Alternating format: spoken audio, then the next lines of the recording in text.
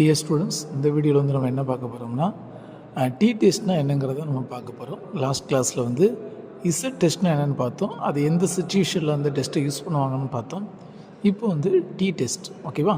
இந்த D test அப்படிங்கிறது நமக்கு வேரியன்ஸ், ஒரு நம்ம டேட்டாவுக்கு வேரியன்ஸ் அன்நோன் வேரியபிளாக, அதாவது தெரியாதது போது வெறும் மீன் மட்டும்தான் நமக்கு தெரியும், ஒன்லி நமக்கு மீன் வேல்யூ மட்டும்தான் இருக்குன்னா, அந்த ரெண்டு மீனுக்கு நடுவில் ஒரு 2 சாம்பிள் எடுக்கிறோம். அந்த 2 சாம்பிளுடைய மீனுக்கு இடையில் எது சிக்னிஃபிகன்ஸ் இருக்கா இல்லையா, இல்லைன்னா அதை கம்பேர் பண்ணி நம்ம பண்ணுற டெஸ்ட்டு தான் டி டெஸ்ட்டுன்னு சொல்லுவாங்க, ஓகேவா?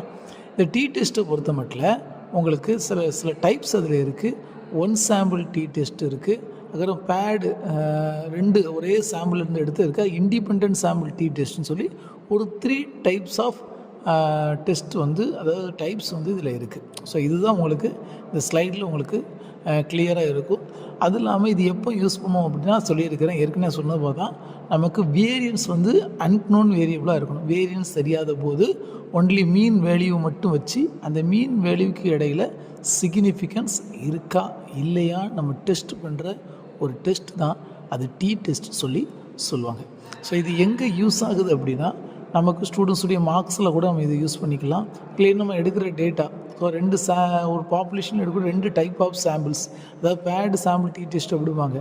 அது என்ன அப்படின்னா டைமை டிபெண்ட் பண்ணி, இப்போ இன்றைக்கி ஒரு டேட்டா எடுக்கிறோம், நாளைக்கு ஒரு டேட்டா எடுக்கிறோம். ஸோ டைம் வேறு டைமில் நம்ம எடுக்கக்கூடிய சாம்பிள் அதனுடைய மீனை கால்குலேட் பண்ணி அதுக்கு நடுவில் சிக்னிஃபிகன்ஸ் இருக்கா, இன்றைக்கி இருக்கிற மாதிரி நாளைக்கு இருக்குமா, நேற்று இருந்த மாதிரி இன்றைக்கி இருக்குமா அப்படிங்கிறது சிக்னிஃபிகன்ஸ் இருக்கா இல்லையான்னு சொல்லி கூட நம்ம வந்து டெஸ்ட் பண்ணலாம். ஸோ இது வந்து அக்ரிகல்ச்சர்லேயுமே நமக்கு அது மாதிரி ஒரு இடத்தோட ஈல்டை பற்றி நம்ம தெரிஞ்சுக்கிறதுக்கும், கம்பேர் பண்ணும்போது ஒரு விளைச்சல்களை கம்பேர் பண்ணும்போதும் நம்ம சில ரிசல்ட்டை இதிலேருந்து நம்ம கண்டுபிடிக்க முடியும். ஓகேவா? உங்களுக்கு புரிஞ்சிருக்குன்னு நினைக்கிறேன். தேங்க்யூ.